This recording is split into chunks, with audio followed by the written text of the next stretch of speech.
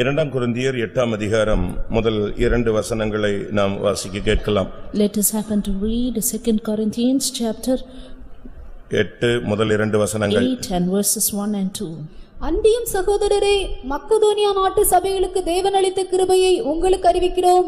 அவர்கள் மிகுந்த உபத்திரவத்தினாலே சோதிக்கப்படுகையில் கொடிய தரித்திரமுடையவர்களாயிருந்தும் தங்கள் பரிபூர்ண சந்தோஷத்தினாலே மிகுந்த உதாரத்துவமாய் கொடுத்தார்கள்.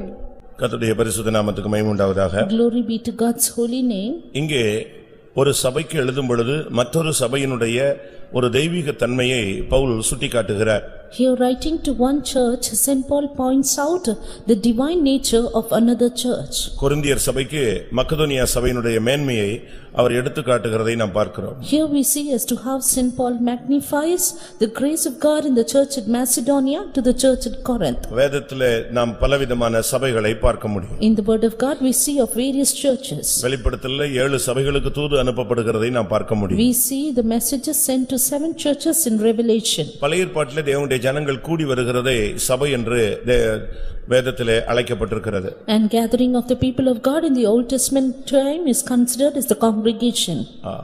ஆனால் புதிய ஏற்பாட்டில் அப்படி அல்ல.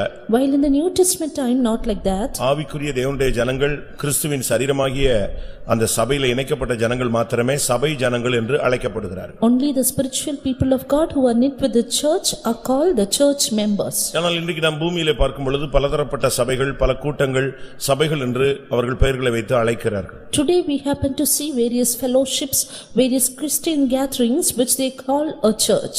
நாம் அதை குறித்து நாம் இப்பொழுது சிந்திக்க போகிறது இல்லை.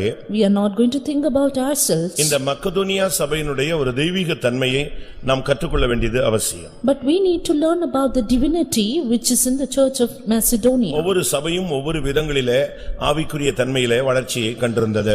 Every church had its own spiritual growth. ஆனால் இங்கே நாம் பார்க்கும் பொழுது இந்த சபையினுடைய தன்மை மிகவும் விலையேறப்பெற்றது. While about this church its attribute is something precious. ஒரு சபை என்று சொல்லும் பொழுது அதில் ஊழியன் உண்டு, அதில் ஒரு விசுவாசிகள் கூட்டங்கள் உண்டு. When we call about a church, you have a group of servants of God and believers. அந்த சபையில் இருந்த ஊழியர்கள் எப்படி இருந்தார்கள்? How were the servants of God in that church? அந்த சபையில் உள்ள விசுவாசிகள் எப்படி இருந்தார்கள்? And how were the believers of that church? அவருடைய வாழ்க்கை தரம் எப்படி இருந்தது? How was the standard of their life? அவருடைய ஆவிக்குரிய தரம் எப்படி இருந்தது? And how was the spiritual maturity or standard? ஆரம்ப காலங்களிலே சபையினுடைய நிலவரத்தை நாம் பார்க்கும் பொழுது, When we look at the state of the church in the early days, சர்ச்சில் ஒரு ஆளை கர்த்தர் சேர்த்தால்னா ஒரு தெய்வீகத்தன்மை வந்த பிறகுதான் அவங்கள சபையிலே கர்த்தர் சேர்த்தார். The Lord added people to the church only after they attain a divine state. அப்போஸ்தலர் 2ஆம் அதிகாரம் கடைசி 47ஆம் வசனத்தை நாம் பார்க்கும் பொழுது, Acts 2 the last verse was 47. ரட்சிக்கப்படுகிறவர்களை கர்த்தர் சபையிலே அனுதினம் சேர்த்துக் கொண்டு வருகிறார். The Lord added to the church daily such as should be saved. சபையிலே சேர்க்கப்படுகிற ஜனங்கள் அவர்கள் ரட்சிக்கப்படுகிறவர்கள். The people added to the church should be saved. அப்படிப்பட்ட ஜனங்களை மாத்திரம்தான் கர்த்தர் சபையிலே சேர்த்துக் கொண்டு வந்தார். Only such people were added by the Lord to the church. ரட்சிப்பு என்பது நாம் இயேசுவை ஏற்றுக்கொள்ளும் பொழுது நமக்கு கிடைக்கிற ஒரு starting stage. Salvation is a starting stage we receive when we accept God. ஆனால் இந்த ரட்சிப்பில் பல அனுபவங்கள் உண்டு. கடைசியாக ஒரு ரட்சிப்பு இருக்கிறது. While there are various steps for the salvation and a final salvation too. அதை குறித்து வேதத்திலே நாம் பார்க்கும் பொழுது கடைசி ரட்சிப்பாகிய ஆத்தும ரட்சிப்பு. About that we read in the word of God the last salvation which is the salvation of our soul. கர்த்தருடைய பரிசுத்த நாமத்துக்கு மகிமை உண்டாவதாக. Glory be to the holy name of God. அப்ப நாம் சபையிலே சேர்க்கப்படும் பொழுது ரட்சிக்கப்படுகிறவர்களாக, ரட்சிக்கப்பட்டவர்களாக, ரட்சிப்புக்கு ஏதுவான ஒரு வாழ்க்கை உள்ளவர்களாக நாம் செயல்பட வேண்டியது அவசியம். Therefore when we are added to the church we need to act as the ones who are saved with the experiences of salvation in us. எபிரேயர் 12ஆம் அதிகாரம் 23ஆம் வசனத்திலே இந்த சபையை குறித்து இன்னொரு வார்த்தை சொல்லப்பட்டிருக்கிறது. In Hebrews chapter 12 and verse 23 another word is quoted about the church. அங்கே என்ன சொல்லப்பட்டிருக்கிறது? What is it said there? பரலோகத்தில் பேர் எழுதியிருக்கிற முதற் பேரானவர்களின் சர்வ சங்கமாகிய சபை. It is written here the general assembly and the church of the firstborn which are written in heaven. சபை என்று சொல்லும் பொழுது பரலோகத்தில் போய் சேர்க்கிற ஜனங்களுடைய நிலவரம் என்னன்னு சொல்லியிருக்குன்னா முதற்பேரானவர்களின் சர்வ சங்கமாகிய சபை. About the church, about the people who are to be gathered in heaven, it is written church of the firstborn which are written in heaven. ஒரு சர்ச்சுக்குள்ள ஒருத்தர் வர்றாருன்னா அவர் ரட்சிக்கப்பட்டவனா இருக்கணும். இரண்டாவது அவன் முதற்பேரானவர்களின் கூட்டத்திலே இணைக்கப்படணும். If a man should come to the church, he should be first of all saved, nextly be listed in the group of firstborn. அதனால தான் எபேசியர் 5:27 கரை திரை பிழை முதலானவைகள் ஒன்றுமில்லாமல் மகிமையான சபைக்காக அவர் தன்னை ஒப்புக்கொடுத்தார் என்று சொல்லப்பட்டிருக்கிறது. That is why it is written in Ephesians 5:27 that he may present it to himself a glorious church, not having spot or wrinkle or any such thing. ஆரம்பகால சபைகள் எப்படி இருந்தது? How were the church in the early days? இன்றைய சபைகளுடைய நிலவரங்கள் என்ன? While the state of the church in the present day. அப்போஸ்தலர் 9:31 பார்க்கும் பொழுது, When we happen to read Acts 19:31, அப்போஸ்தலர் 9:31, Acts 9:31.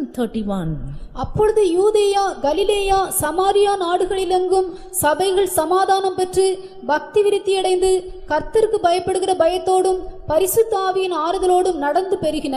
சபைகள் எப்படி அந்த நாட்களிலே வேகமாக பெருக ஆரம்பித்தது என்று ஒரு ரகசியம் சொல்லப்பட்டிருக்கிறது. A secret is mentioned about the multiplying of the church in those days. ஒரு சர்ச்சுனா அங்க 4 தன்மைகள் இருக்கணும். There should be 4 attributes in a church. அது ஒரு பெரிய பணக்காரன் இருக்கணும், ஒரு ஏழை இருக்கணும், ஒரு ஊழியக்காரன் இருக்கணும், அப்படி அல்ல.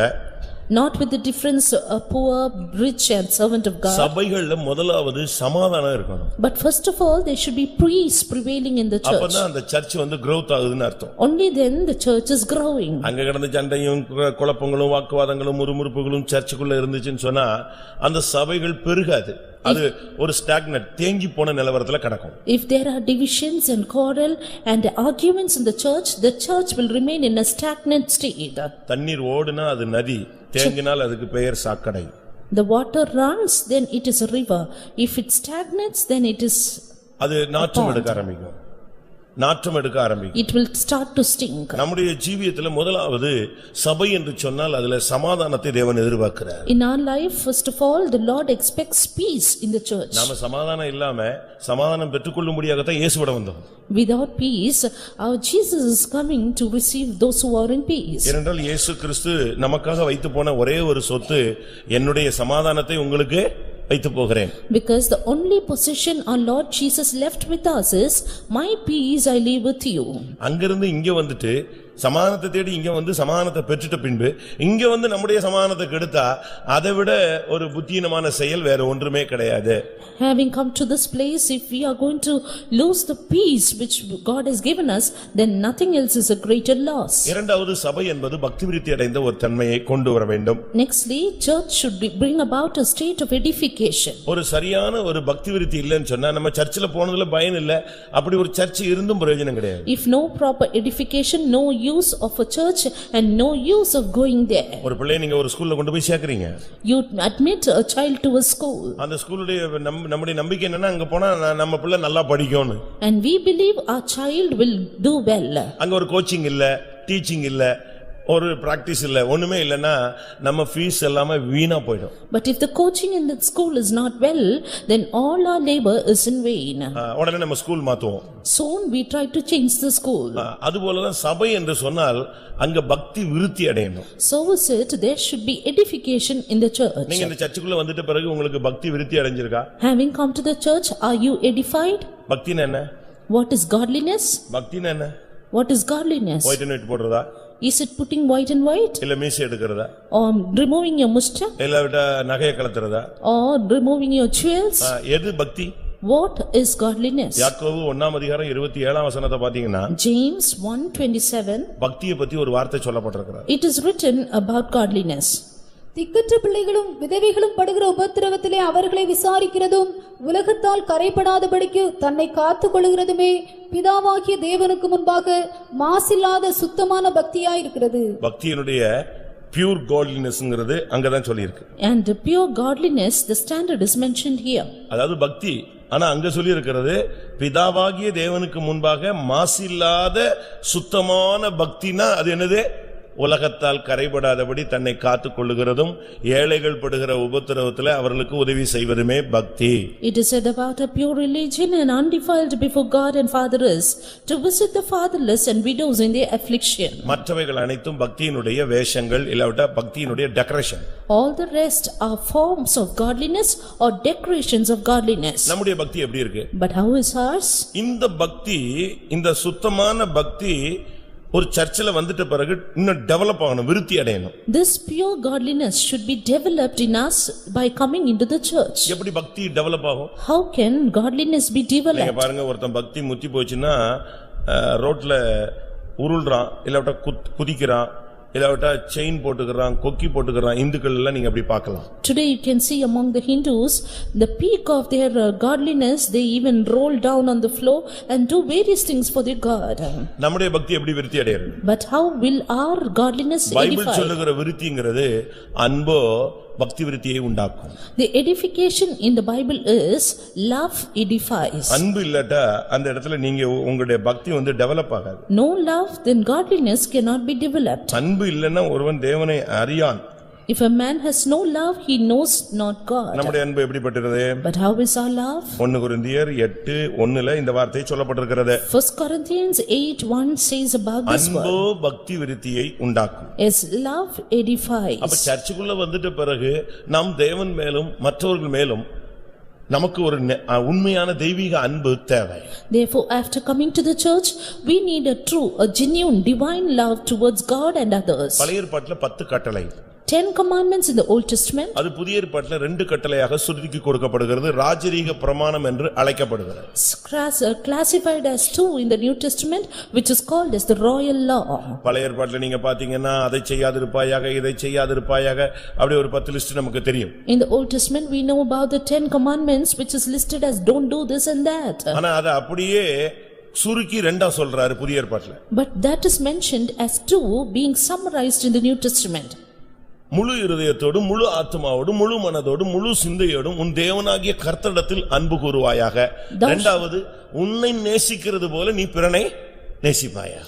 Thou shalt love the Lord thy God with all thy heart and with all thy mind and soul. And second is, thou shalt love thy neighbor as thyself. ஒரு ஆர்சி ஸ்கூல்ல மேல மோட்டோ எழுதி போட்டிருந்தாங்க. There was a motto written in an RC school. பரனை நேசி, பிறனை நேசி. Love God, love neighbors. ரொம்ப சிம்பிளா அந்த ரெண்டையுமே இவன் இன்னும் டேப்லெட் மாதிரி சுருக்கிட்டான். Yes, they even summarized those 2 commandments into such a small thing. பரனை நேசி, கரெக்ட், பிறனை நேசி. Love God and love your neighbor. இந்த மார்க்கத்துக்குள்ள வந்துட்ட பிறகு ஆண்டவரை அதிகமா நேசிக்கணும், மற்றவங்களையும் அதே கிறிஸ்துவுக்குள்ளான அன்புல நேசிக்கணும். After coming into this religion, we need to love God much and even other Christians like ourselves. அப்படி இருந்தாதான் இந்த சபை பக்தி விருத்தி அடையும், நீங்கள் பக்தி விருத்தி அடைவீர்கள். Only then can this church be edified and you too be edified. மூன்றாவது சொல்லி இருக்கிறது கர்த்தருக்கு பயப்படுகிற பயம். Thirdly, it is said about the fear of God. அதுதான் ரொம்ப முக்கியமானது. That is very important. இது நம்ம சொல்லி கொடுத்து ஒருத்தனுக்கு வராது. And this cannot be done because we teach them. கர்த்தருக்கு பயப்படுகிற பயத்தை ஒருத்தன் போதிச்சு ஒருத்தனுக்கு கிடைக்காது. A man cannot teach a man about the fear of the Lord and he get it. ஒருவேளை ஒரு பிள்ளை நீங்க அடிச்சு உட்கார வைக்கலாம், நீங்க போன உடனே வெந்திச்சிருவான். You may beat a child and ask him to sit down. When you leave, he may get up. கர்த்தருக்கு பயப்படுகிற பயம்ங்கிறது அபிஷேகத்தினுடைய ஒரு portion. But fear of the Lord is a portion of the lesson of anointing. அபிஷேகம் சரியா இருந்தா கர்த்தருக்கு பயப்படுகிற பயம் தானா வரும். If the anointing is in us in a right way, then fear of the Lord will be automatic in our lives. ஏசாயா 11:2. Isaiah 11:2. ஞானத்தையும் உணர்வையும் அருளும் ஆவியும், ஆலோசனையும் பலனையும் அருளும் ஆவியும், அறிவையும் கர்த்தருக்கு பயப்படுகிற பயத்தையும் அருளும் ஆவியுமாகிய கர்த்தருடைய ஆவியானவர் அவர் மேல் தங்கி இருப்பார். அப்ப கர்த்தருக்கு பயப்படுகிற பயம் என்பது அபிஷேகத்தினுடைய ஒரு பிரதிபலிப்பு. Therefore, fear of the Lord is only a reflection of the anointing. அந்த அபிஷேகம் நமக்குள்ள இருக்கும்போது நம்ம ஆட்டோமேட்டிக்கா கர்த்தருக்கு பயப்படுகிற ஒரு மனிதர்களாக மாறுவோம். When that anointing is within us, we will become people who automatically fear God. இப்ப நம்ம சப்ஜெக்ட்டுக்கு வருவோம். Now let us come to our subject. 2 கொரிந்தியர் 8:2 பார்க்கும் பொழுது 2 Corinthians 8:2. இந்த மேசிடோனியன் சர்ச், அதாவது மக்கதோனியா சபை, முதலாம் வசனத்துல அந்த சபைக்கு ஒரு விலையேற பெற்ற கிருபையை கர்த்தர் கொடுத்திருந்தார். As to this church at Macedonia, the Lord has given him them precious grace. தேவன் அளித்த கிருபை. Grace of God.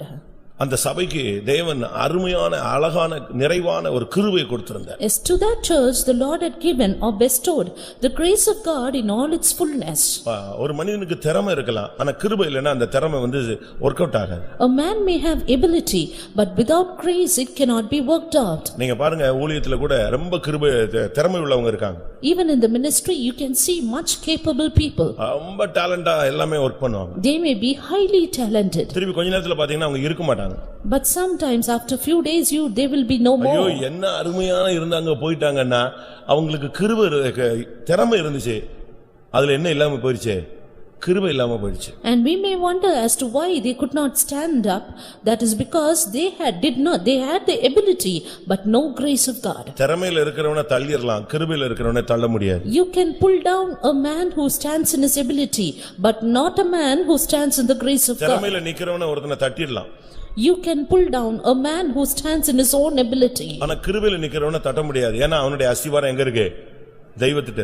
But that cannot be done with a man who stands in the grace of God because his foundation is upon God. அதனால தான் பழைய ஏற்பாட்டில் தீர்க்கதரிசனத்துல ஒரு வசனம் உண்டு, அவனுடைய திறமையுள்ள வாலிபர்கள் எல்லாம் கொலைக்களத்துக்கு போய் இறங்குகிறார்கள். That is why there is a prophetical word in the Old Testament which says all his able youths are getting down to the valley of slaughter. திறமையுள்ள வாலிபர்கள் ஆனா இப்போ வேற வழியே இல்லாம கொலைக்களத்துக்கு போய்கிட்டு இருக்காங்க. They are able young men but now no other way they land up to the valley of slaughter. அப்படி ஒரு வசனம் பழைய ஏற்பாட்டில் தீர்க்கதரிசன புத்தகத்துல உண்டு. There is a word like that in the prophetical book in the Old Testament. என்ன திறமை இருந்தும் கொலைக்களத்துக்கு போயிட்டா என்ன பிரயோஜனம்னு நீங்க யோசிக்கிறீங்க?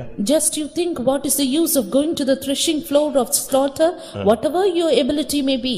நாம கொலைக்களத்துக்கு போயிட்ட பிறகு நமக்கு இருந்து என்ன பிரயோஜனம்? After going to that place, what is the use of us being alive? அப்படி ஒரு வசனம் பழைய ஏற்பாட்டில் இருக்கிறது.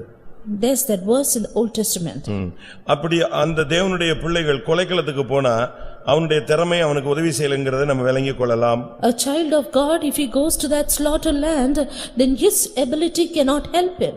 இன்னைக்கு अनेகர் அப்படி போய் கொண்டிருக்கிறார்கள். Today many people are going like that. அதனால தான் கிருபையில நிலைநிறுங்கள் என்று சொல்கிறோம். That is why we say abide in the grace of God. இங்கே நாம் பார்க்கும் பொழுது அந்த சபைக்கு அளிக்கப்பட்ட கிருபை விலையேற பெற்றது. Here we see about the grace that is bestowed upon the church, it is precious. அந்த கிருபை எப்படிப்பட்டது? What kind of grace is it? நமக்கு எல்லாருக்குமே கொஞ்சம் கொஞ்சம் கிருபை இருக்கு. All of us have little kind of grace. ஆனா இந்த கிருபையை வச்சு நம்ம ஒரு சிலர் எல்லாம் பாத்தீங்கன்னா இந்த வண்டியில டீசல் போடுவாங்க, இல்லன்னா பெட்ரோல் போடுவாங்க, 50 ரூபாய்க்கு போடுவாங்க, 30 ரூபாய்க்கு போடுவாங்க, 15 ரூபாய்க்கு போடுவாங்க. அது என்ன செய்யும்?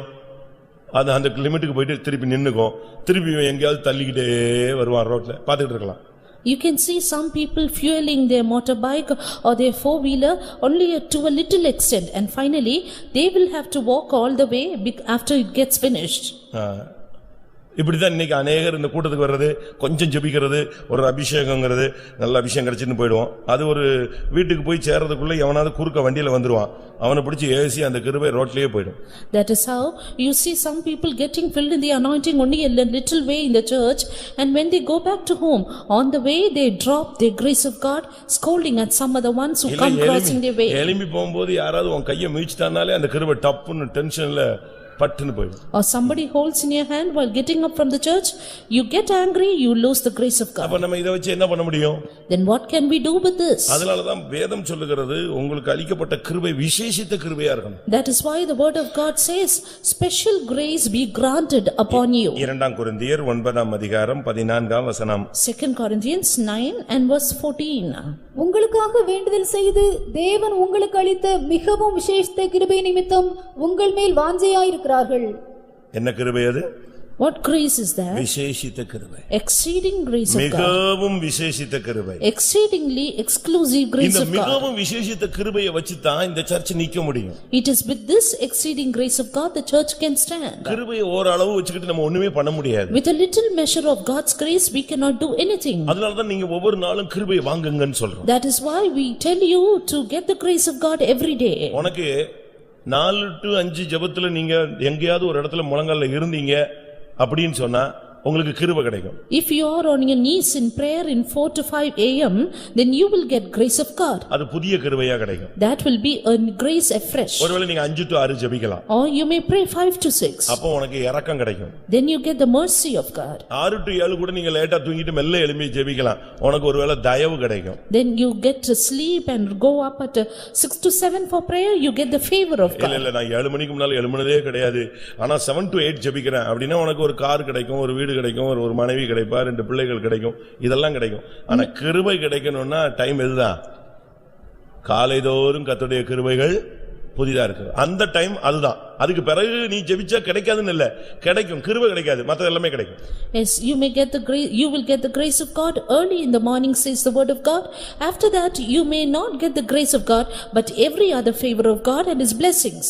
ஏனென்றால் மன்னா பொழியறத வெயில் ஏறதுக்கு முன்னால என்ன செய்யணும்? பொறுக்கி எடுத்துறணும்.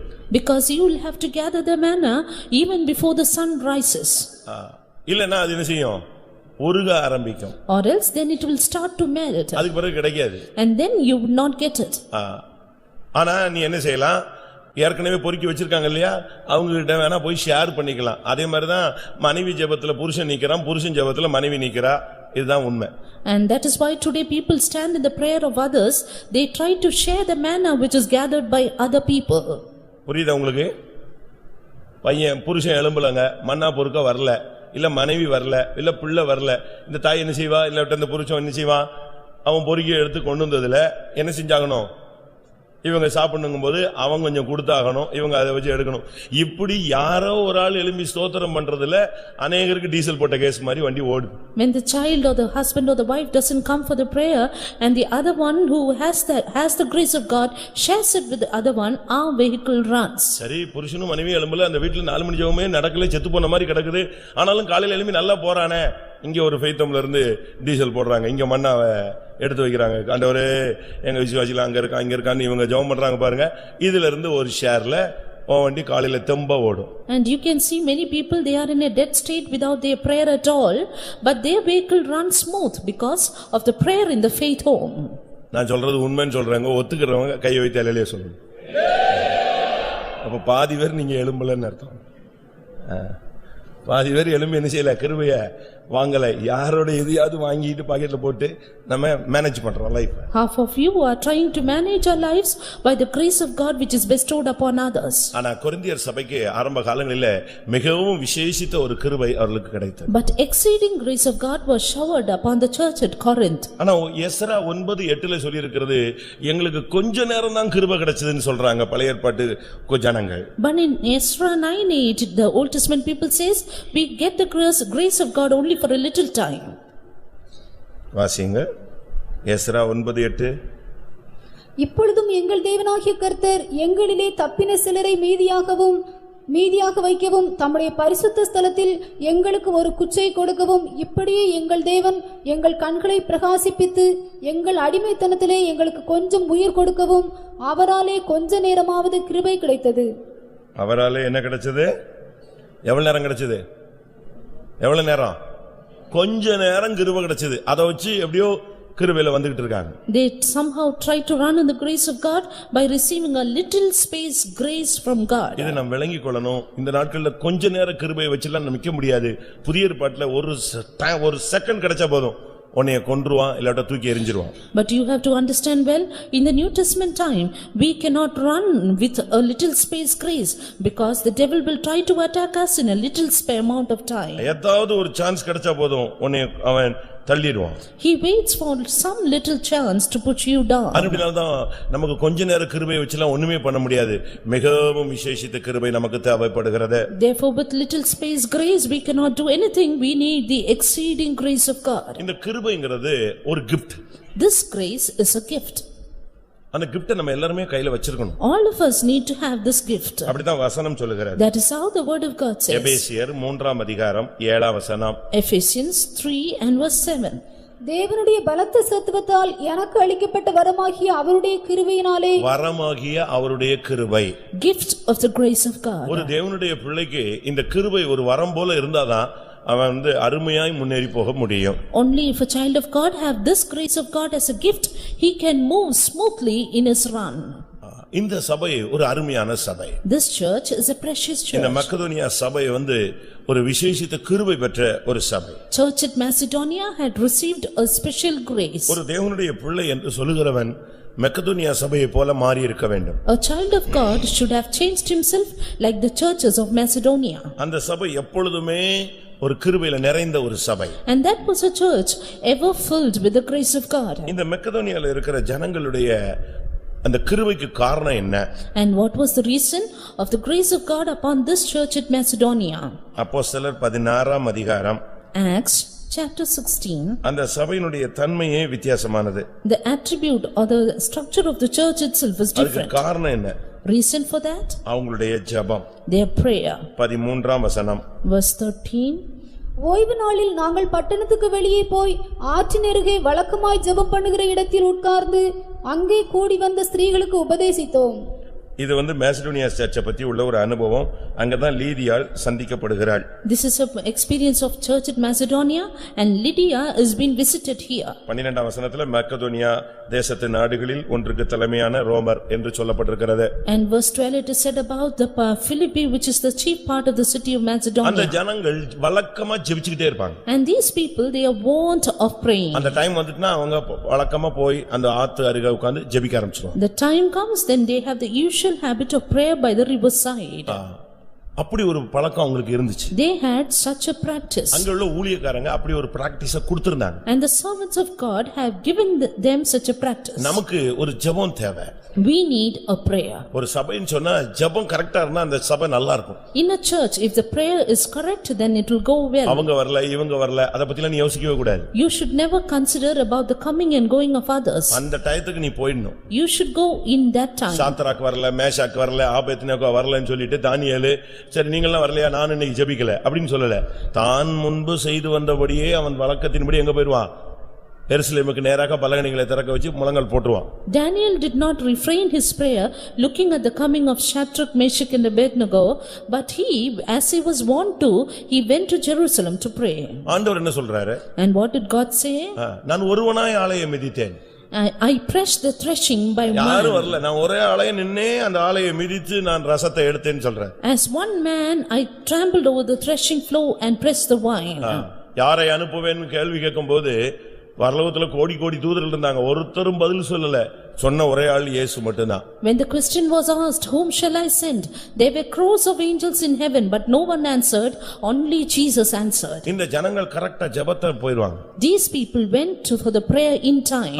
நமக்கு அந்த பிராக்டீஸை விட்டுறவே கூடாது. We should never forsake this habit. நம்ம மிஷனுடைய கான்செப்டே எப்படின்னா பாஸ்டர்ஸ் சிஸ்டர்ஸ் இவங்க எல்லாம் மாறிட்டே இருப்பாங்க, வந்துகிட்டே இருப்பாங்க. அது rotation. That is the concept of our mission. Pastors and sisters will keep changing. ஆனா உன்னுடைய prayer lifeல சேஞ்சிங் வரவே கூடாது. வேணும்னா இன்னும் டெவலப் பண்ணலாம். 1/4 மணி நேரம் ஜெபிச்சாலும் 1/2 மணி நேரம் ஜெபிக்கலாம். 1/2 மணி நேரம் ஜெபிச்சாலும் என்ன செய்யலாம்? 1 மணி நேரம் ஜெபிக்கலாம். 1 மணி நேரம் முழங்கால் நின்னால் 2 மணி நேரம் நிக்கலாம்.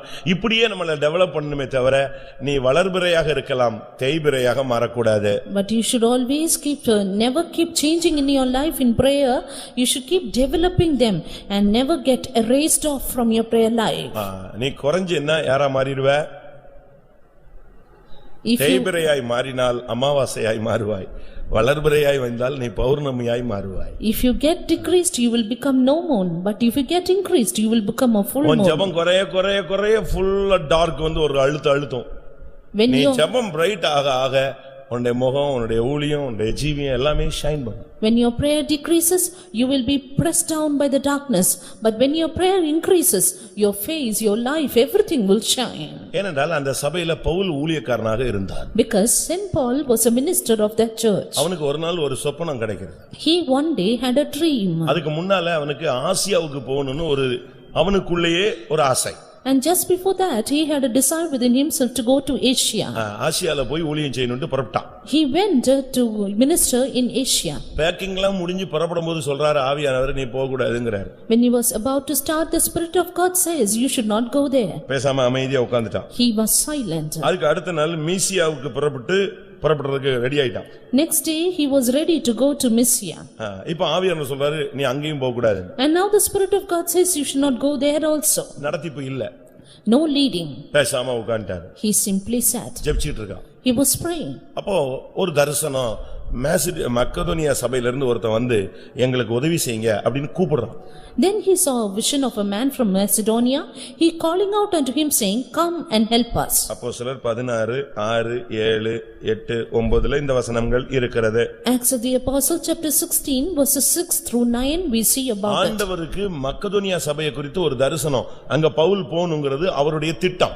And it was God's plan that Paul should go to Macedonia and he gave him a vision for that. ஆனா இவர் வேற எங்கேயோ ரூட்ல போறதுக்கு ட்ரை பண்றார். But Paul was attempting to go to some other route. ஆவியானவர் அவரை பரிசுத்த ஆவியானவர் அவரை தடை பண்ணினார் என்று 6ஆம் வசனம் சொல்லுகிறது. Verse 6 says, Holy Spirit of God forbid him for that. அடுத்த ரூட்ல போகும்போதும் 7ஆம் வசனத்துல அதை தடை பண்ணினார்னு சொல்லிருக்கு. Next route he got up, again the Spirit of God suffered him not. இப்ப மக்கதோனியா சபைக்கு அனுப்பணும்னு ஆண்டவர் பேசுறார். Now the Lord talked that he should go to Macedonia. உடனே பவுல் அந்த இடத்துக்கு வந்து சேருகிறார். Soon Saint Paul reached that place. Pavul ஒரு ஊழியக்காரனா இருந்தா அந்த சபையில உள்ளவங்க எல்லாம் எப்படி இருப்பாங்க? If Saint Paul is a servant of God, how will the people of the church be? சபை விசுவாசிகள் ஊழியர்கள் சேர்ந்ததுக்கு பேர் தான் என்னது? சபை. Church is called as a gathering of the servants of God and believers. சரீரமும் தலையும் சேர்ந்தாதான் முழு சரீரம்னு பேரு. Head and body together is called the body. அப்ப இருதயத்துக்கு ஏற்ற ஒரு மேய்ப்பன் அந்த சபையில இருந்தா அந்த சபை எப்படி இருக்கும்? Therefore when there is a shepherd after one's heart in that church, how will the church be? அது மாத்திரமல்ல, Not only that, அந்த சபையிலே தீமோத்தேயும் ஊழியக்காரனா இருந்தான். and even Timothy was a servant of God of that church. அடுத்து ஷீலா அந்த இடத்துல ஊழியக்காரனா இருந்தான். And not only that, Silas was a servant of God. இவங்க எல்லாமே அந்த நாட்களிலே ஊழியத்திலே அந்த சபையோடு இணைந்தவர்கள். All these people would knit together in the ministry of the church. அப்படிதான் பைபிள் சொல்லுகிறது. That's how the word of God says. அப்போஸ்தலர் 18:5. Acts 18:5. மக்கதோனியாவிலிருந்து சீலாவும் தீமோத்தேயும் வந்தபோது மக்கதோனியாவிலிருந்து தான் யார் வரா? சீலாவும் தீமோத்தேயும் வராங்க. ஏன்னா அவங்க அந்த இடத்துல ஊழியம் செய்தாங்க. Silas and Timotheus were come from Macedonia because they ministered there. அப்படிதான் வேதம் சொல்லுகிறது. That is how the word of God says. அப்ப நாம இந்த நாட்களிலே அந்த சபையில் உள்ள ஊழியக்காரங்களுடைய நிலவரத்தை புரிந்து கொள்ள முடிகிறது. Therefore in these days also we are able to understand the state of the servants of God in the church. அப்போஸ்தலர் 19ஆம் அதிகாரம் 21, 22லயும் தீமோத்தேயும் எரஸ்தும் அந்த இடத்துல ஊழியம் செய்தார்கள். 21 and 22 of Acts chapter 19 says, Timotheus and Erastus did the ministry there. தீமோத்தேயும் எல்லாம் நல்ல ஊழியம் செய்றாங்க, வாலிபன். Timotheus was a young man who did the ministry well. பவுல்லாம் ஜீவனை அப்படியே கொடுக்கிற ஒரு ஊழியக்காரன். And Paul was a servant of God who laid down his life. அவங்க தான் இந்த ஜெபங்கள் எல்லாம் ட்ரெய்னிங் கொடுத்தாங்க. And it is these ones who trained them for the prayer. ஒரு சபைன்னு சொன்னா ஊழியர்கள் சரியா இருக்கணும். If a church, the servants of God should be proper. வேர் பரிசுத்தமா இருந்தால் கிளைகளும் பரிசுத்தமா இருக்கும். If the root is holy, then the branches also. தீமோத்தேயும் எல்லாம் ஊழியனா ஜீவனை உயிரை கூடனா கொடுத்துருவான் அப்படியே. And Timotheus, if he asks to lay down his life, he will do it என்னுடைய immediately. உத்தம குமாரனாகிய தீமோத்தேயுன்னு சொல்றான். And he says, my faithful son Timotheus. என் மனசு போன்ற ஒரு ஆள் அவன்தான் சொல்றான். And he says, he is a man who is like my mind. Pavul அந்த அளவு அவனை குறித்து சாட்சி சொல்றார். Saint Paul gave such a great testimony regarding him. அதே மாதிரி சீலா சாதாரண ஆள் கிடையாது. And like that, Silas also not an ordinary man. சீலான்னு சொன்னா ஏதாவது பொண்ணுன்னு நினைச்சிட கூடாது நீங்க. It is not a girl. ஒரு சிலர் அப்படிதான் நினைச்சுக்கிறாங்க, அப்படிதான் பேர் வச்சிருக்காங்களாம். Something like that. சீலான உடனே பவுல் கூட சேர்ந்து சுத்தின ஒரு பொண்ணு இல்லனா மனைவி நினைச்சிட்டு அப்படிதான் என் மகளுக்கு பேர் வச்சேன்னு ஒரு அம்மா வந்துச்சு. நான் சொன்னேன், ஐயோ அது இங்கிலீஷ்ல பார்க்காம விட்டுட்டு போட்டிருக்கு, அது பையன். Something that it is a female name, therefore they give that name to the girl child. இந்த ஷீபா ஷீலா இதெல்லாம் பையங்க. அது நம்ம ஆளுங்க எல்லாம் ஷீபா ஷீலா எல்லாம் பொண்ணுன்னு வச்சிருக்காங்க. அப்படிதானே? கரெக்ட் தானே? மேபி போசத்தினுடைய கூட இருந்த ஆள் பேர் என்ன? என்னது? ஷீபா தான். The man with Mephibosheth is called Ziba. Correct தானா? நம்ம ஆளுங்க எல்லாம் சரி ஆசையில என்னத்தையா வச்சுட்டு போறான், விட்டுருங்க. ஆனா பைபிள் சொல்லுது இந்த சைலஸ் இவங்க எல்லாம் பயங்கர வைராக்கியமான ஆள். The word of God says about this man Silas that he is a devout person. சரியான பவர்ஃபுல்லானவன். A man who was extremely powerful. தீமோத்தேயு வந்துட்டானாலே பவுலுடைய பிரசங்கம் சூடாயிடும். Soon after Timotheus comes, this Paul's sermon would be hot. பவுலுக்கு ஆவியில வைராக்கியம் வந்துரும். Paul would be envied in the spirit. மறுபடியும் அந்த வசனம் வாசிங்க. அப்போஸ்தலர் 18:5. Acts 18:5. மக்கதோனியாவிலிருந்து சீலாவும் தீமோத்தேயும் வந்தபோது பவுல் ஆவியில் வைராக்கியம் கொண்டு இவங்க ரெண்டு பேரும் வந்தாங்க. யாருக்கு சூடு ஆயிடுச்சு? வலது கை கொடுத்த மாதிரி ஆயிடுச்சு. இவன் ஆவியில வைராக்கியமா இயேசுதான் கிறிஸ்துன்னு பிரசங்கம் பண்ண ஆரம்பிச்சிட்டான். The coming in of both these people became a right hand for Paul and he started preaching with zeal. நாம நின்னா நம்ம சபைக்கு வந்தாலே ஒரு அபிஷேகம் வரணும், ஒரு தூது வரணும், ஒரு அக்கினி இறங்கணும். Soon after we come to the church, there should be a sermon, there should be a fire coming upon the church. அடுத்ததாக Nextly, அந்த ஜனங்களுடைய இருதயம் அழகா ஓபன் ஆயிடும். about the heart of the people, it was opened easily. நான் பிரசங்கம் பண்ணுவேன், ஒரு சிலருடைய இருதயம் திறக்கவே திறக்காது. இருதயம் தான் நல்ல நிலம்னு சொல்லி இருக்கு. நான் பாட்டுக்கு விதைக்க அது பாறை மாதிரி இருந்துச்சுன்னா என்ன பிரயோஜனம்? Heart of the people of God is considered as a ground, and when we sow the seed which is the word of God, if it is hard like a rock, what is the use of it? இல்ல இருதயம் ஒரு முள்ளு செடி மாதிரி இருந்தா அது என்ன பிரயோஜனம்? Or if the heart is like a thorny bush, what is the use? இல்ல இருதயம் ரோடு மாதிரி வச்சிருந்தா என்ன பிரயோஜனம்? Or if the heart is like a road, what is the use of it?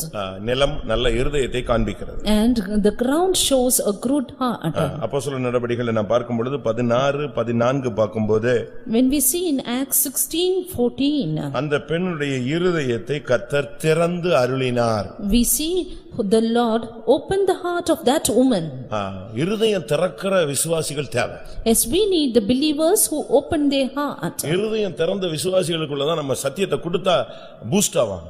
Only in the heart of those people of God who open their heart, the word of God can be boosted. அந்த விதைக்கிற வசனம் அப்படியே 100% பலன் கொடுக்கும். The seed that is sowed will give 100% fruit. சில பிள்ளைகளை பாருங்க, அடின்னு அடிச்சாலும் படிக்காது, படிப்பு ஏறாது. Look at some children, you beat them how much ever, studies will not get into their brain. ஒரு சிலர் என்ன படிச்சாலும் ஜஸ்ட் பாஸ் தான் எடுப்பாங்க. And some people, how much ever they study, only just pass. ஆனா சில பிள்ளைங்க இருக்காங்க, But there are some people, அப்படியே டீச் பண்ணும்போது அப்படியே உட்கார்ந்திருப்பாங்க. some students who just listen even as they teach. அந்த கிராஸ்பிங் பவர் கூட அவனுக்கு. And their grasping power is very high. அப்படியே போட்டா போதும் அதை அப்படியே புரிஞ்சுக்குவான். திருப்பி கேட்டீங்கன்னா திரும்ப அப்படியே டிட்டோவா சொல்லுவான். They just put a word, they will grasp it immediately and put it back for us. அந்த அளவு ஒரு கிருபை சில பிள்ளைகளுக்கு இருக்கு. As some students have such a kind of grace. நம்முடைய சத்தியத்தை கேட்கிற நமக்கு அப்படி ஒரு இருதயம் திறந்த தன்மை இருந்தாதான் நம்ம விதைக்கிற வசனம் அவங்களுக்குள்ள அப்படியே பலன் கொடுக்கும். And for the people of God who listen to the word of God, if they have this kind of attitude, the grace or the word of God that is sown in their heart will bring forth much fruit. இந்த சர்ச்சில் உள்ளவங்களுக்கு helping tendency கூட.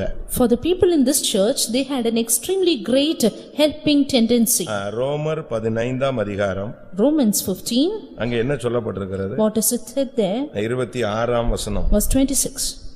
மக்கதோனியாவிலும் அகாயாவிலும் உள்ளவர்கள் எருசலேமில் உள்ள பரிசுத்தவான்களுக்குள்ளே இருக்கிற தரித்திரத்திற்காக சில பொருள் சகாயம் செய்ய விருப்பம் கொண்டிருக்கிறார்கள். மக்கதோனியால இருக்கிறவங்களுக்கு மத்தவங்களுக்கு உதவி செய்யணும்ங்கற மைண்ட் எப்பவுமே இருக்கும். For this people at Macedonia, they had the mind to help others always. பொருள் சகாயம் செய்ய அவர்கள் விருப்பம் கொண்டிருக்கிறார்கள். And they had the intention of contribution. ஒரு தேவனுடைய பிள்ளை என்று சொல்லுகிறவன் எப்பொழுதுமே ஒரு ஹெல்பிங் ஹாஸ்பிட்டாலிட்டி மைண்ட்ல தான் இருக்கணும் அவன். A child of God should always have a mind of hospitality. எத்தனை பேருக்கு அப்படி உதவி செய்யக்கூடிய அந்த மனசு இருக்கும்? How many of us have that helping tendency? மத்தவங்க நமக்கு உதவி செய்யணும்னு நம்ம எதிர்பார்க்கிறோம். We should not help others to help us. ஆனா நாம எத்தனை பேருக்கு உதவி செய்றோம்? But how many of us are helping others? Bible என்ன சொல்லுது? What is the word of God நீ saying?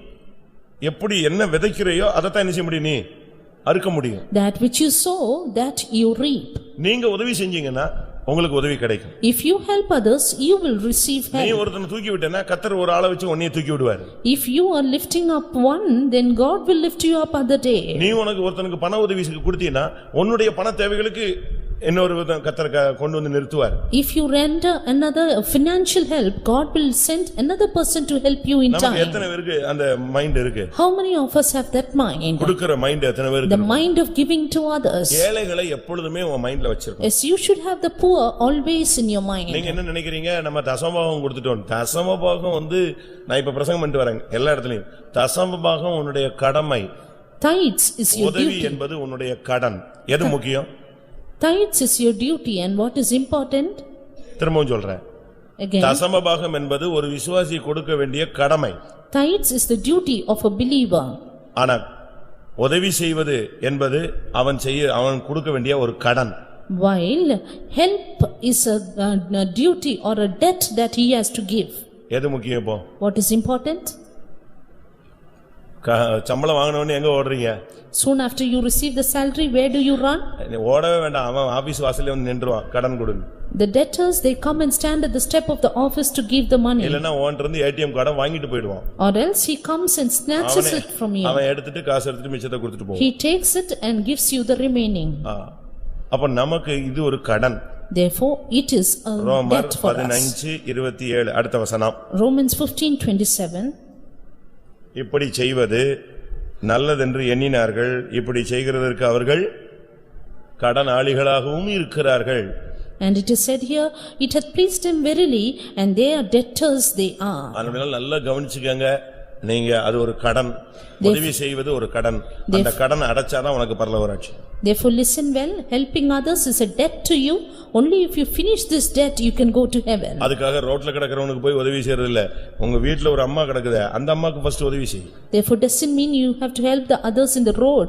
First help those people who come to your house. ஒரு சிலர் ஃபைத்தம்ல வந்தா எச்சி பிளேட்லாம் கழுவுவாங்க, வீட்டுக்கு போனா ஒண்ணுமே செய்ய மாட்டான், அப்படி நிமிர்ந்தே போயிட்டே இருப்பான்.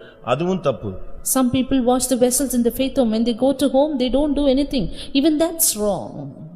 அதாவது இவன் என்ன நினைக்கிறான்னா, இங்க கழுவுனா பரலோகத்துக்கு போயிடலான்னு. அங்க கழுவலன்னா நீ எங்கே நேர நரகத்துக்குள்ள போய்கிட்டு இருப்ப.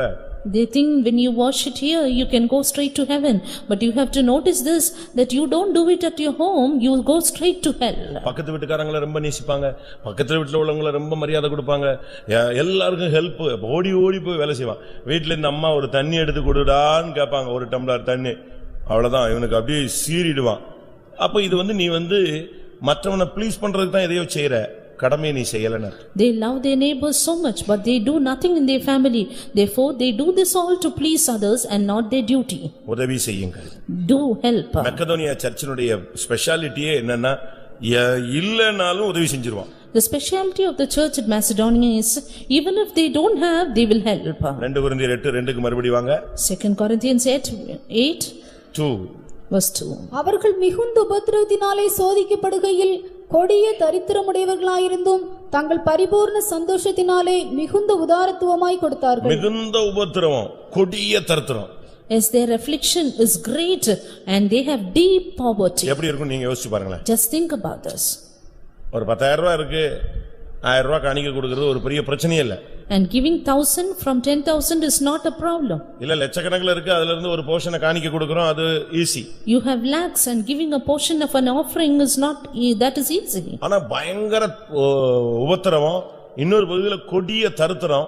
ஆனாலும் அவங்களுடைய மைண்ட்ல அந்த கொடுக்கணுங்கிற சிந்தை நினைச்சல குறையவே இல்ல. But their trial is or affliction is great, deep poverty they had, but their mind of helping others did not come down at all. ஒரு குருவும் சீடனும் தண்ணில குளிச்சிட்டு இருந்தாங்க.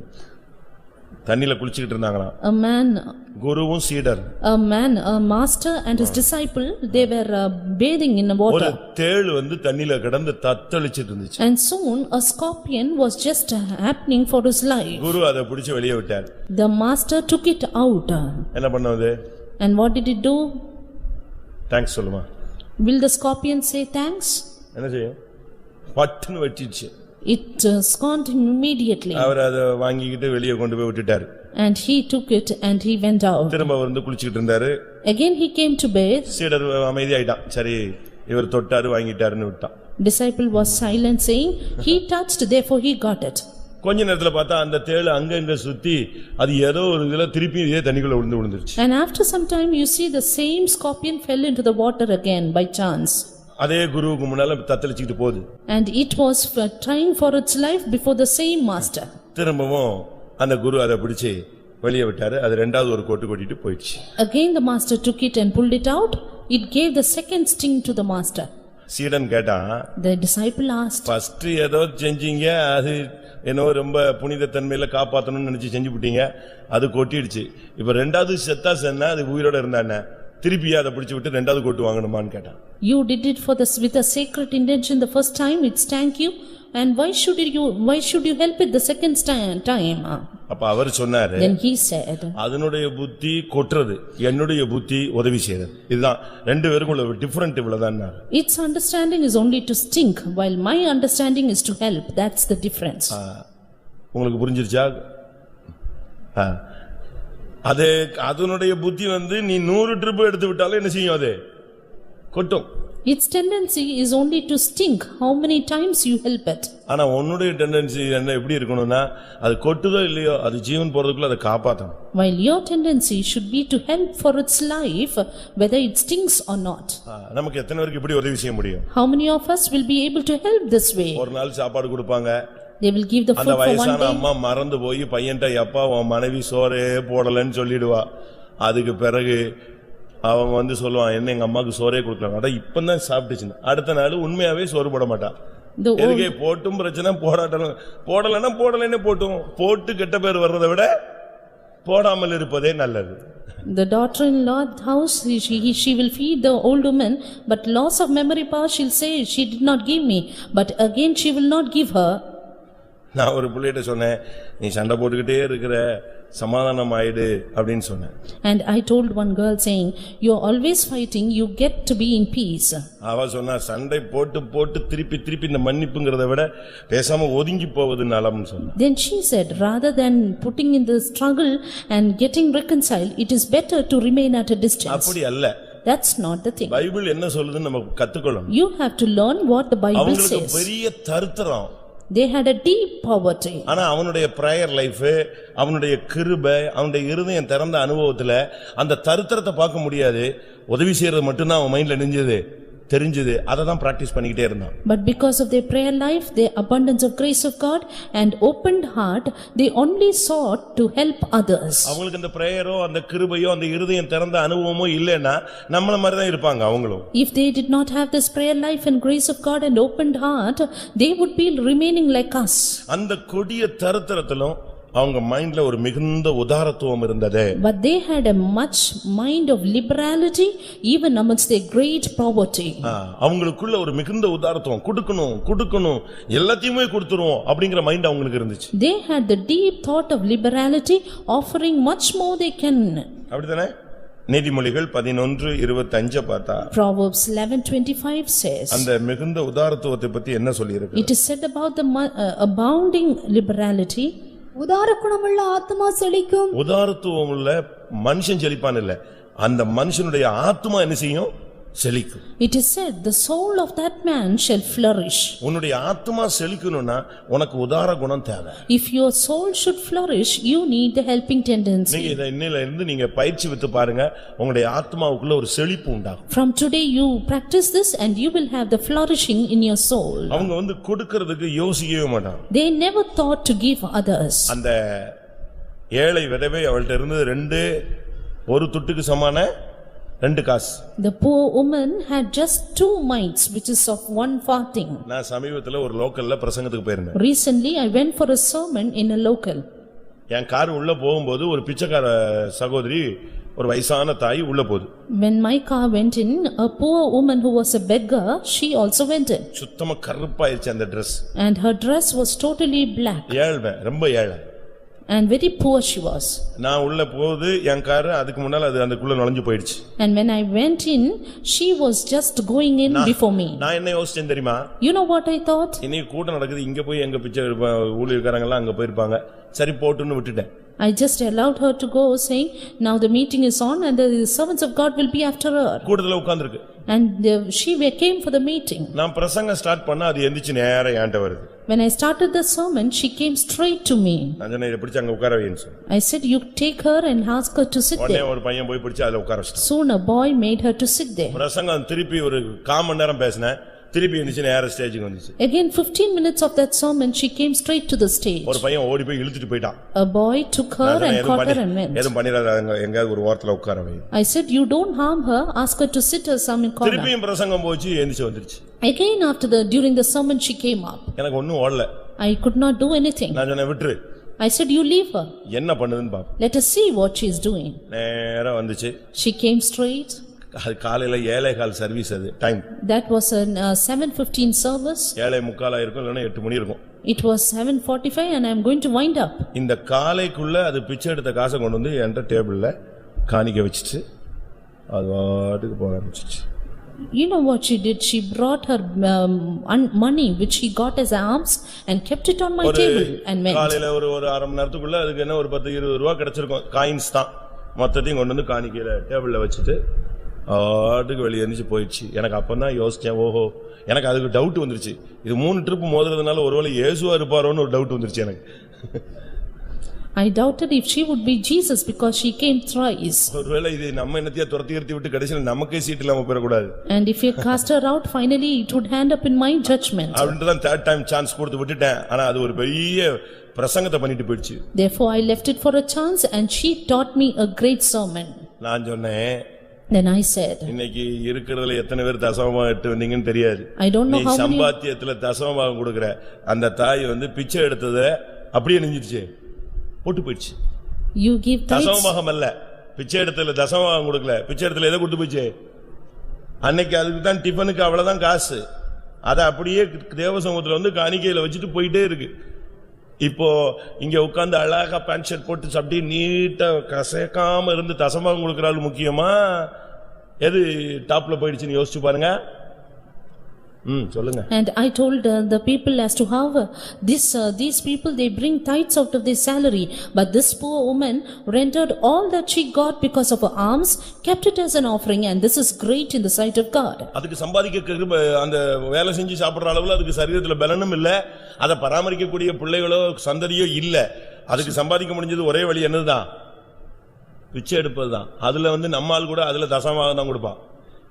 ஆனா இந்த தாய் அதை அப்படியே போட்டு போயிட்டே இருக்கு. And this mother, she had no way of earning, no strength at all, no descendants, but still she put all that she had upon the table and went off. Macedonia சபை இதே மாதிரி சபை. And church at Macedonia was in a similar way. தரதரம் எது செஞ்சாலும் வாய்க்கல, business out, எல்லாமே போயிடுச்சு. ஆனாலும் இருக்கிறதுல எப்படியாவது மிகுந்த உதாரத்துவமா கொடுத்துறணும். ஏன்னா பிசினஸ் செழிக்கோ இல்லையோ, ஆத்மா என்ன செய்யணும்? செழிக்கணும். Deep poverty they were in, their business was in great loss, but still they gave abundantly, because whether their business prospers or not, their soul should flourish. அடுத்ததாக Nextly, 2 கொரிந்தியர் 8:5. 2 Corinthians 8:5. மேலும் நாங்கள் நினைத்தபடி மாத்திரம் கொடாமல் தேவனுடைய சித்தத்தினாலே முன்பு தங்களை தாமே கர்த்தருக்கும் பின்பு எங்களுக்கும் ஒப்பு கொடுத்தார்கள். அந்த சபையினுடைய ஜனங்கள் எப்படி இருந்தாங்க பாருங்க. முதலாவது கர்த்தருக்கும் பின்பு பரிசுத்தவான்களுக்கும் தங்களை ஒப்பு கொடுத்தார்கள். You look as to how the people of the church were, gave their own selves first to the Lord and then themselves by the will of God. முதலாவது கர்த்தருக்கு தங்களுடைய ஆவி ஆத்துமா சரீரத்தை வாழ்க்கையவே அப்படியே ஒப்பு கொடுத்துட்டாங்க. First they surrendered their spirit, soul and body wholly to the Lord. இரண்டாவது பரிசுத்தவான்கள் கையில அப்படியே தங்களை சரண்டர் பண்ணிட்டாங்க. And then they surrendered themselves to the hand of the servants of God. எப்படி இருக்குன்னு பாருங்க. Look as to how they were. தேவனுக்கும் பரிசுத்தவான்களுக்கும் உங்களை ஒப்பு கொடுக்கும் பொழுதுதான் உங்களுடைய வாழ்க்கையில ஒரு நிறைவு உண்டாகும். You will have a fullness in your life only when you yield yourselves to the Lord and the saints. பழைய ஆரம்பகால சபையில உள்ள ஜனங்கள்லாம் ஜீவனை கொடுக்கிற ஜனங்கள். The people in the early church will lay down their lives. ரோமர் 16 பார்க்கும் பொழுது, when we see in Romans chapter 16 24 வசனத்துல verse 24, அந்த ஜனங்கள் எப்படிப்பட்ட ஜனங்கள், what kind of people they were, 16:4 பார்க்கும் பொழுது verse 4 of 16, அவர்கள் என் பிராணனுக்காக தங்கள் கழுத்தை கொடுத்தவர்கள், அவர்களை பற்றி நான் மாத்திரமல்ல புறஜாதியாரில் உண்டான சபையார் அவர்கள் என் எல்லாரும். பிராணனுக்காக ஊழியர்களுக்காக எதை கொடுத்தாங்க? எதை கொடுத்தவர்கள்? கழுத்தை. என்னுடைய பிராணனுக்காக தங்களுடைய கழுத்தையே கொடுத்துருவான். they lay down their own necks for my life. கலாத்தியர்ல 4 அதிகாரம் 14-15 பார்க்கும் பொழுது, Again in Galatians 4:14 and எனக்காக அவர்கள் 15, கண்களை கூட பிடுங்கி கொடுக்க ரெடியா இருந்தாங்க. they were ready to give their own eyes, pluck their eyes for me. கர்த்தரை நேசித்தது மாதிரி பரிசுத்தவான்களை நேசித்தார். They loved the saints even as they loved the Lord. அவங்களுக்கு வாழ்க்கையில முக்கியத்துவம் கொடுத்தார்கள். And they gave that importance in their life. அதுதான் நம்முடைய வாழ்க்கையில கரெக்ட்டா நம்ம கொண்டு போகும். And that will take us right in our way. ஏனென்றால் தேவன் சபையை அப்படித்தான் ஒரு கான்செப்ட்ல வச்சிருக்கிறார். Because the Lord has kept the church in that அந்த concept. நடத்திப்புங்கற கண்ட்ரோல்ல தான் வச்சிருக்கிறார். It is totally under the control of leading. அத நாம் சரியான விதத்துல அவங்க தேவனோடும் பரிசுத்தவான்களோடும். And therefore, first of all to the Lord and then to the saints we ought to be. உன்னுடைய வலது கை கர்த்தருடைய கையில பிடிச்சிருந்துச்சுனா இடது கை யார் பிடிச்சிருக்கணும்? ஒரு குழந்தையை கொண்டு வராங்கன்னு வெச்சுக்கங்க. If they bring a பேரண்ட்ஸ்ல ஒன்னு அம்மா இந்த சைடுல அப்பா இந்த சைடு, யாராவது ஒரு ஆள் ரெண்டு பேரும் ஆளுக்கு ஒரு கை அணிஞ்சிருப்பாங்க, பிடிச்சிருப்பாங்க. And their parents, father and mother will hold the hand of the child in either side. அதுபோல உன்னுடைய கையில ஒரு கையை பரிசுத்தவான்கள் பிடிச்சிருக்கணும், ஒரு கையை தேவன் பிடிச்சிருக்கணும். அப்பனா உனக்கு பிரச்சனையே கிடையாது. So is it even in your life? God should hold one of your hand and saints the other hand, then you will have no problem in your life. அவங்களுக்கு சர்ச்சை பத்தி எப்பொழுதுமே மைண்ட்ல இருந்துகிட்டே இருக்கும். And these people had always the thought of the church. 2 கொரிந்தியர் 2 Corinthians 11:9 11:9. நான் உங்களோடு இருந்து குறைவுபட்ட போதும் ஒருவரையும் நான் வருத்தப்படுத்தவில்லை. மக்கதோனியாவிலிருந்து வந்த சகோதரர் என் குறைவை நிறைவாக்கினார்கள். மக்கதோனியாவுல அந்த சர்ச் பாருங்க, அவங்க எப்படி ட்ரைனிங் கொடுத்து வச்சிருக்காங்க பாருங்க. See how they trained the church at Macedonia. இப்ப பாருங்க, ஒரு பெரிய இயற்கை அழிவு வந்துருச்சுன்னு சொன்னா இந்த ஃபயர் சர்வீஸ் ஆளுங்களை வச்சு ரெஸ்கியூ பார்ட்டியை வச்சு ஒண்ணுமே பண்ண முடியாது. If there is a great vast destruction, you can do nothing with the fire service personnel. இவங்க ரெஸ்கியூமாங்க, ஆனா இவங்களால ஒரு லிமிட்டுக்கு மேல என்ன செய்ய முடியாது, ஒண்ணுமே பண்ண முடியாது. இதுக்குன்னே கமாண்டர்ஸ் தனியா வச்சிருக்காங்க கவர்மெண்ட்ல. Because these fire service personnel, they call themselves a rescue team, but they can do nothing beyond the limit. Therefore the government has the commandos for this. அதுபோல ஆரம்ப காலங்களிலே சபைகளில் தேக்க நிலைகள் வந்த பொழுது, குறைவுகள் வந்தபோது மத்த சர்ச்சு ஹெல்ப் பண்றதோ இல்லையோ, மக்கதோனியாவில் இருக்கிற ஒரு பிரதர் வந்துட்டான், ஒரு விசுவாசி வந்துட்டான்னா உடனே என்ன ஆயிடும், அந்த குறைவு என்ன செய்யும், நிறைவாக்கப்பட்டு விடும். It is in like way, if there is a lacking in any of the early churches, if a brother comes from Macedonia, then all their lacking will be fulfilled. மக்கதோனியாவிலிருந்து வந்த சகோதரர் என் குறைவை நிறைவாக்கினார்கள். And the brethren which came from Macedonia supplied my lacking. இதுதான் அந்த சர்ச்சினுடைய பெரிய தன்மை. This is the speciality of that church. நம்முடைய சபையினுடைய நிலவரம் எப்படி? What is the state of our church? நம்முடைய நிலவரம் எப்படி? What is our state? நம்மில் எத்தனை பேருக்கு அந்த விசேஷித்த கிருபை இருக்கிறது? How many of us have that special grace? எத்தனை பேர் ஜெபிக்கிறவர்களாய் மாறி இருக்கிறோம்? How many of us are the prayerful ones? நம்மில் எத்தனை பேருடைய இருதயம் விசாலமாய் திறந்த இருதயமாக இருக்கிறது? How many of our hearts are broad and opened? நம்மில் எத்தனை பேருக்கு உதவி செய்யக்கூடிய அந்த மனப்பான்மை இருக்கிறது? How many of us have the helping tendency? அது கிறிஸ்துவினுடைய சுபாவம். This is the nature of Christ. அவர் தன்னுடைய ஜீவனை நமக்காக கொடுத்தார். He gave his life for our sake. இவ்வளவாய் உலகத்தில் பிதா அன்பு கூர்ந்தார், அவர் தன் ஜீவனை கொடுத்து இவ்வளவாய் நம்மில் அன்பு கூர்ந்தார். Father so loved the world, giving his own life for us. இவைகளுக்கு மத்தியில ரொம்ப சந்தோஷமா இருக்கிற ஜனங்க. Amidst all these, the people were very happy. நம்ம பாட்டு மட்டும் பாடுவோம். We sing the அத்திமரம் துளிர் song. விடாமல் போனாலும் நான் கர்த்தருக்குள் மகிழ்ச்சியா இருப்பேன். 15 ரூபாய் குறைஞ்சிருச்சுன்னா இவன் முகம் போற போக்கு பாத்தீங்கன்னா அது மகிழ்ச்சியா துக்கமா சோதனையான்னு கண்டுபிடிச்சிடலாம். We sing the song saying, though the fig tree shall not blossom, we will rejoice in the Lord.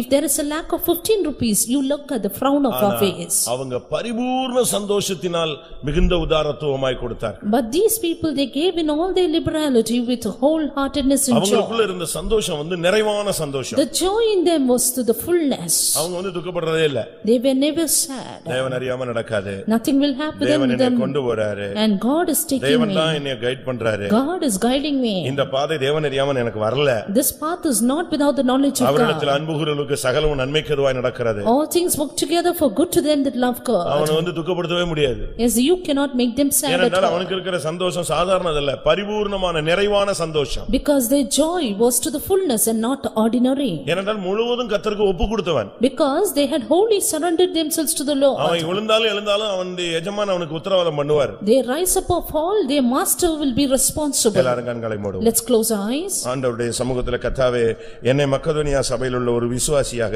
என்னை மக்கதோனியா சபையில் உள்ள ஒரு ஊழியனைப் போல என்னை உருவாக்கும். In the presence of God, Lord, form me and make me as a believer of Macedonia. எத்தனை பேருக்கு அப்படி ஒரு அனுபவம் தேவை? How many of us need that experience? முதலாவது கிருபையை வாங்குங்க. First of all, receive the grace of God. கிருபையை நீங்க நஷ்டப்படுத்திராதீங்க. Don't lose God's grace. கர்த்தர் கொடுத்த கிருபையை விருதாவாக்கி விடாதீங்க. Don't spend in vain the grace of God. ஆண்டவரே, எனக்கு ஒரு விசேஷித்த கிருபை தார். Lord, give me a special grace. ஆண்டவரே, நான் ஜெபிக்கிறவனா என்னை மாற்று. Lord, make me a prayerful person. என்னுடைய இருதயம் கல்லாயிரக்கூடாது, அடைச்சிரக்கூடாது.